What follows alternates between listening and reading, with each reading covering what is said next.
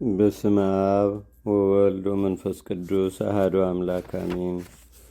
አንድ አምላክ በሚሆን በአብ በወልድ በመንፈስ ቅዱስ ስም አምነን በታኅሳስ ወር የሚነበብ የሚጸለይ የእናታችን የብፅዕት ክርስቶስ ሰምራ ዜና ገድል ማንበብ እንጀምራለን።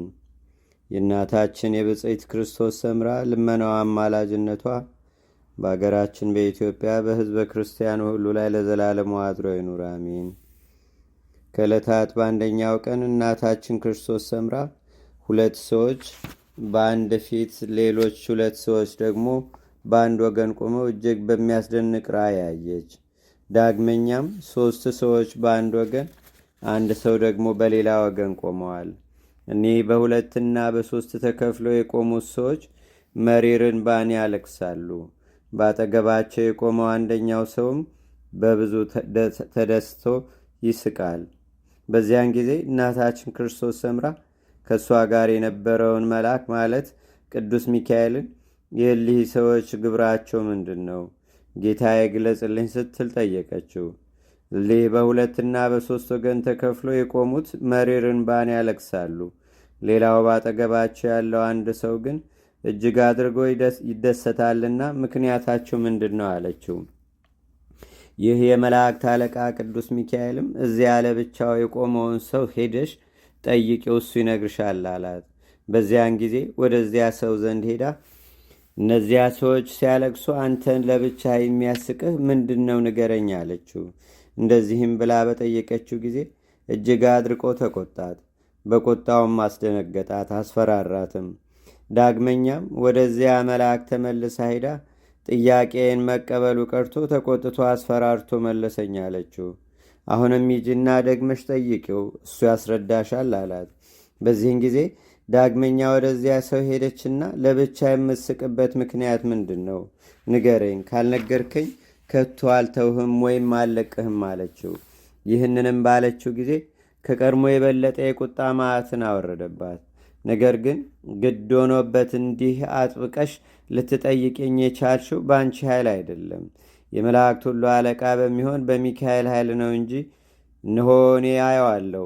ቀድሞ ከክብሬ ከማዕረጌ አዋረደኝ፣ ዛሬ ደግሞ ባለሁበት ቦታ እየተከታተለ ይቃወመኛል ሲል መለሰላት። ይህንንም ካለ በኋላ እሊህ ሁለት ሆነው በአንድ ወገን የቆሙት አዳምና ሔዋን ናቸው። እሊህ ደግሞ በሌላ ወገን ሁለት ሆነው የቆሙት እንጦንስና መቃርስ ናቸው። እሊህም በአንድ ፊት የቆሙት ሦስቱ የምታያቸው ሰዎች አብርሃም፣ ይስሐቅና ያዕቆብ ናቸው። እነሱም ስለ ልጆቻቸው ያለቅሳሉ። ልጆቻቸውን እስከ ዓለም ፍጻሜ ድረስ ከእግዚአብሔር ሳሳስታቸው ክፉ ሳሰራቸው ኖራለሁና። አዳምና ሔዋን ስለ ጠቅላላ የሰው ልጅ ያለቅሳሉ፣ የሰብአዊ ፍጡር ሁሉ አባት እናት ናቸውና። እንጦንስና መቃርስ ስለ መነኮሳት ያለቅሳሉ፣ የመነኮሳት ሁሉ አባቶች ናቸውና። አብርሃም፣ ይስሐቅ፣ ያዕቆብ ስለ ነገሥታት ያለቅሳሉ። ይህንንም ካላት በኋላ ፈጽማ አደነቀች። ወደዚያ ወደ ላካት መልአክም ተመልሳ ሄዳ ዲያብሎስ የመለሰላትን መልስና የነገራትንም ነገር ሁሉ በአንድ በአንድ አስረዳቸው። የመላእክት ሁሉ አለቃ ቅዱስ ሚካኤልም ወዳጄ ክርስቶስ ሰምራ ሆይ ይህ ነገር ምን ይመስልሻል? የሰይጣን ተንኮሉን ተመለከትሽን ወይም ተረዳሽን አላት። እርሷም አዎን አወቅ ተረዳሁ አለችው። ነገር ግን በሕይወተ ሥጋ ለሚኖሩ ለአዳም ልጆች ሁሉ የእግዚአብሔርን ፈቃድ እንዲፈጽሙና ትእዛዙንም እንዲጠብቁ ንስሐም እንዲገቡ ማን በነገራቸው አለች። መልአኩም የሚያስተምሯቸው መምህራን ተሰርተውላቸዋል፣ መጽሐፍት ተጽፈውላቸዋልም አላት። ሐዋርያው መጽሐፍትን በመስማት ብቻ የምትጸድቁ አይደላችሁም፣ ነገር ግን ሰምታችሁ በሥራ ላይ ብታውሉት ነው እንጂ ብሎ ቢናገርም እነርሱ ሲነግሯቸውና ሲያስተምሯቸው አይሰሟቸውም ወይም አይቀበሏቸውም። ከዚህ ሁሉ በኋላ ደግሞ አንደኛው ሰው ኃጢአት ሲሰራ፣ ሌላው ደግሞ በጎ ሥራ ሲሰራ ለሁለተኛ ጊዜ ራእይ አየች። አሁንም ያ የቀድሞ ሰውዬ ይህን በጎ ሥራ የሚሠራውን ሰው ባየ ጊዜ እጅግ አድርቆ ይደሰታል። ያንን የኃጢአት ሥራ የሚሠራውን ሰው ባየ ጊዜ ደግሞ ፈጽሞ ያዝናል፣ ያለቅሳልም። አንድ ጊዜ ፊቱን በጎ ሥራ ወደሚሠራው ሰው ይመልስና ሲሰግድ፣ ሲጸልይ፣ ሲጾም ለተራበ ሲያበላ፣ ለተጠማ ሲያጠጣ በተመለከተ ጊዜ ይስቃል፣ በጣምም ይደሰታል። በሌላ ጊዜ ደግሞ ፊቱን የኃጢአት ሥራ ወደሚሠራው ሰው ይመልስና የኃጢአቱን ብዛት የሰውነቱንም ክፋት ሲመለከት በጣም ያዝናል። ይህን ሁሉ ነገርም ከተመለከተችና ካየች በኋላ ከእሷ ጋር የነበረውን መልአክ ይህ ነገር ምንድን ነው? ከዚህ በፊቴ ለሚገኙት ሁለት ሰዎች ስለ ጽድቁ ይደሰታል፣ ስለ ኃጢአቱስ ሰው ስለ ኃጢአቱ ለምን ያዝናል? እስኪ ግለጽልኝ አለችው። ነገር ግን ይህ ሰው የእውነት ጠላት የኃጢአት መሠረት ጸላዔ ዲያብሎስ መሆኑን አውቃለሁ አለችው። እርሱም እንደ ቀድሞ ሁሉ ሂጅና ጠይቂው፣ የሆነውንም ሁሉ እሱ ይነግርሻል አላት። በዚያን ጊዜ ወደ እሱ ሄደችና በጻድቁ ሰው ስለ ጽድቁ ትደሰታለ፣ ስለ ኃጢአተኛውም ሰው በኃጢአቱ ምን ያሳዝንሃል? አንተ ዲያብሎስ እንደሆን ካውቅ ያለሁና አለችው። ይህንንም ባለችው ጊዜ እጅግ አድርጎ ተቆጣና አስፈራራት። እንደ አንበሳም እያጋሳ ሊውጣት ወደደ።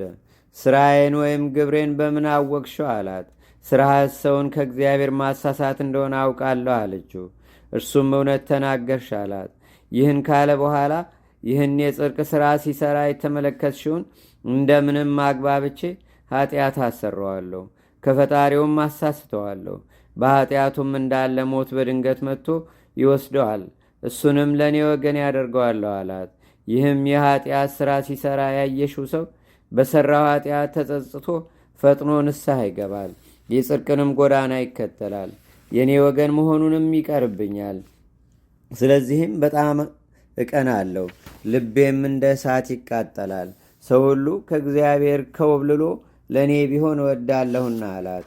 ይህንንም ካላት በኋላ ወደዚያ መልአክ ተመልሳ ሄዳ የሰማችውንና የነገራትን ሁሉ ነገረችው። እናታችን ክርስቶስ ሰምራ ሆይ የትሩፋትሽን ዜና መስማት ምን ያምር ምንስ ይጥም። በክንፈ ረድኤትሽ ጠብቂን። የገድልሽንም ዜና ለመስማት ከቅርብም ከሩቅም መጥተን እዚህ የተሰበሰብነውን ወገኖችሽንም ከጠላታችን ከዲያብሎስ ግርማ የተነሳ እንዳንፈራ ሰውሪን ለዘላለሙ አሜን። እናታችን ክርስቶስ ሰምራ ከዕለታት በአንደኛው ቀን በመብደራ አቅራቢያ የምትገኝ ናርጋ ከምትባል ደሴት ውስጥ ስለ ኃጢአቷ ስትናዘዝና ስታለቅስ ነበረች። በዚያን ጊዜ ጌታ ኢየሱስ ክርስቶስ ወደ እርሷ መጥቶ ወዳጄ ክርስቶስ ሰምራ ሆይ እንዴት ነሽ አላት። ከዚያም ጸሎት በሚጸለይበት መጽሐፍት በሚነበቡበትም መስዋዕት በሚሰዋበትም ቦታ ለመኖር ትፈልጊያለሽን? ወይም ደግሞ በምድረ በዳ መጻተኛና ብቸኛ ሆነሽ ለመኖር ትፈልጊያለሽን? እስኪ ልብሽ የወደደውን ንገርኝ አላት። በዚያን ጊዜ አቤቱ ጌታዬ በቤት ሳይሆን ምድራዊና ስጋዊ ሕይወቴን በጎድጓድና በዋሻ እንዲሁም በባህር ውስጥ ባሳልፍ በወደድኩ ነበር አለችው።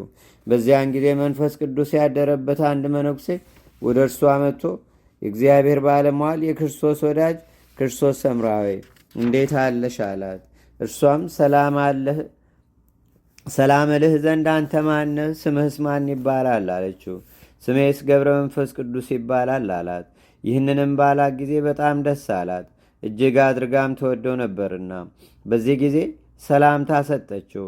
እርሱም እንደዚሁ ሰላም አላት። በዚህን ጊዜ ከወዴት መጥተሃል? የመጣህበትስ ምክንያት ምንድን ነው ስትል ጠየቀችው። በጎ ነገር ልነግርሽ መጥቻለሁ አላት። እርሷም ወዳጄ ሆይ በል እስኪ የመጣህበትን ንገረኝ አለችው። እርሱም ስለምን ቃል ኪዳን ለመቀበል ክብርን ለማግኘት እምቢት ያለሽ? የድካምን ዋጋ ማግኘት ወይም ቃል ኪዳን መቀበል ለብዙዎች የሚሰጥ አይደለምና እንዳንቺ ላሉ ከእናታቸው ማኅፀን ጀምሮ ለተመረጡ ሰዎች ነው እንጂ አላት። ይህ ታላቅ ክብር ያለው ስጦታ ነውና ዳግመኛ እምቢ አትበይ አላት። ይህንም ካለ በኋላ ከእርሷ ተሰወረ።